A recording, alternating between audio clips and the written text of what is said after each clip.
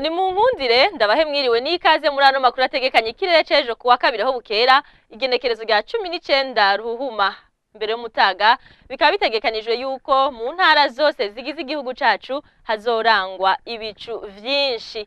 Ni mu ntara ya Kayanza bitegekanijwe ko tuzosanga igipimo c'ubushuhe kiri hasi kizoba kiri kuri °C 11. Nayo ku muhingamo birategekanijwe yuko hazogwa imvura yumvikana mu mituragaro mu ntara za Cibitoke, Bujumbura, Rumonge, Ruyigi hamwe no mu ntara ya Cankuzo.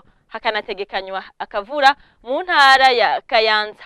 Ni mu gihe intara zisigaye arizo Ngozi, Kirundo, Muyinga, Gitega, Rutana hamwe na commune Nyanzarake y'intara ya Makamba hazorangwa n'ikirere kizoba ciganjwemwo n'ibicu vyinshi.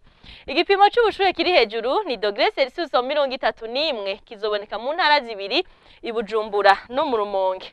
Nayo mu ntara ya Cibitoke na commune Nyanzarake y'intara ya Makamba naho birategekanijwe ko hazoba hari °C 30.